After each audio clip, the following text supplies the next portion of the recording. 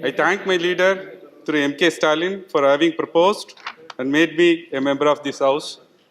I thank my party and its leaders for having wholeheartedly seconding the proposal. Belonging to the Dravidian culture, I would like to express my gratitude to the leaders who have shaped and influenced the Dravidian ideology. Dr. C. Nadeshnar, Panagal Raja Sir Rama Rai Nangavaru, Sir P.T. Tyagaraja, Sir A.T. Pannirselvam, Sir T.M. Nair, Thandai Periyar, Perariஞர் Anna, Tamizhana Thalavar Dr. Kalaignar, and Yenamana Perasiriyar Anbazhagnar. But for those great leaders, people like me would have remained uneducated, leave alone coming to this august house. Sir, my leader asked me to explain to this great house the plight of Tamils and represent the cause of Tamil Nadu. And for that, just to re-emphasize what Ariஞர் Anna spoke in this house. I recall the words of Perariஞர் Anna on the floor of this house on 25th January 1963. I quote, "Sovereignty does not reside entirely in one particular place. We are having a federal structure. That's why the framers of the Constitution wanted a federal structure and not a unitary structure. Because as many political philosophers have pointed out, India is so vast. In fact, it has been described as a subcontinent. So vast, the mental health is so varied, the traditions are so different, the history is so varied, that there cannot be any steel frame unitary structure here." Sir, I thank the Excellency the President for having informed that there are now 562 medical colleges in our country and 50,000 PG and UG seats are increased in those medical institutions. Sir, because of this increase, then there is no need for the All India quota in the state government hospitals. So I request this government to surrender all the All India quota seats from the next academic year to the relevant state governments and the colleges.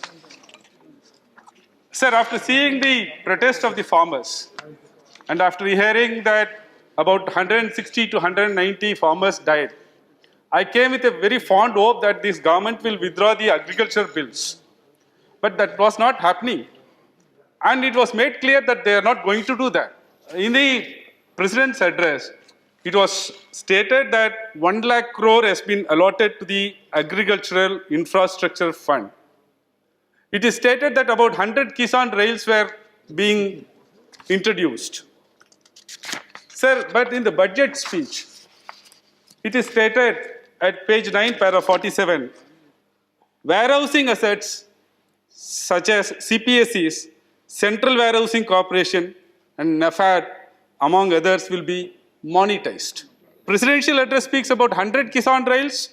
The budget speech says railways will monetize dedicated freight corridor assets for operation and maintenance after commencement. On the one hand, you are saying that we are spending crores and crores of rupees of the taxpayers' money for the development of the country. On the other hand, you are selling all those assets. So this is a kind of using the powers for an alien purpose. So the 3 farm laws which are now introduced and passed, all these 3 forms are necessarily occupying the field of the state's power. There was no need for the center to legislate in such a tearing hurry, exceeding its legislative competency in a matter entrusted exclusively to the state. Further, though the legislations were enacted under the guise of alleged reforms for the farmers, their interests were not even considered. Sir, in the state list, entries 14, 28, 30, 45, 46, 47, and 48 completely occupy the field of agriculture. The union government exceeded its legislative competency and passed those agricultural bills. Sir, this is against federalism. Sir, after 30 years of Ariஞர் Anna's speech in this Honorable House, in this august House, Honorable Supreme Court of India in S.R. Bommai's case said, federalism is the basic structure of our constitution. That has been now flouted. Sir, on 13th September 1970, our former CM of Tamil Nadu, Muthamizhar Dr. Kalaignar spoke about the importance of state autonomy. He demanded greater powers of states politically, administratively, and physically. Sir, in 2008, our leader, Mr. M.K. Stalin, wrote a letter to the Honorable Prime Minister and 10 other Honorable Chief Ministers. In that, he was highlighting the state's autonomy. So the farm laws are paving way for a cattle formation. It gives a chance to the sponsor to create encumbrance over the crops without knowledge of the farmers. The subdivisional authority is given a power to decide the dispute between the farmer and sponsor. There is no clarity what kind of procedure he is going to adopt, whether the procedures of Evidence Act will apply or not, it is not known. The Essential Commodities Amendment Act, in fact, runs contrary to the main act and its objectives. And in short, all these laws are going to create a black marketing regime. Sir, one important question need to be answered. What kind of country are we? What kind of nation are we going to be? Our actions today determine the country of tomorrow and forge the thoughts of the leaders of tomorrow. Today, we are at a crossroads where we must draw upon our inner strength and the idea of India we grew up, where there is harmony, love, and find the resolve to not to yield forces of destruction. While we do so, it is important to remind ourselves the principles of secularism. All of us should join together to fight hatred and divisive forces. There is an idea of India that our constitution makers had in their minds. It was one of appreciation of different cultures, religions, languages, not merely of the tolerance.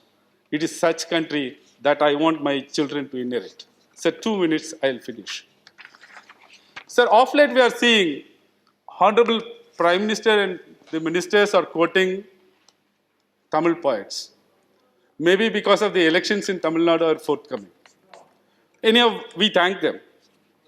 But one Tirukural, which they forgot to consider. In Hindi, we are all calling the farmers as Annadadas. Tirukural said, Uludundu Valvare Valvar, Matrellam, Toludundu Pinsilbovar.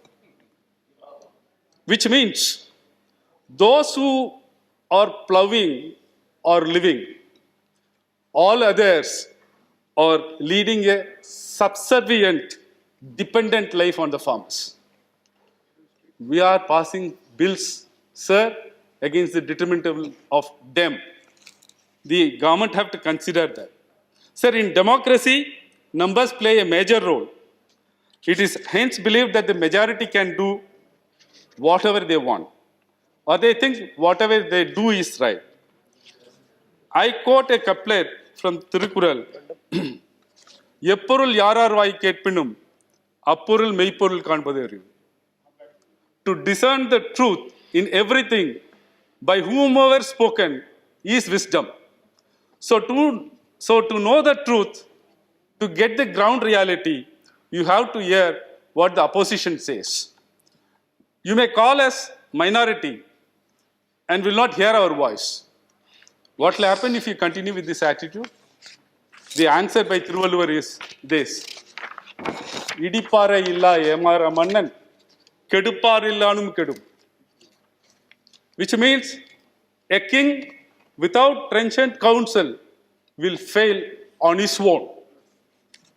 So, sir, therefore, I request the government to withdraw the farm laws, to surrender all the seats in medical education to the respective state governments, and to uphold the federalism. Thank you.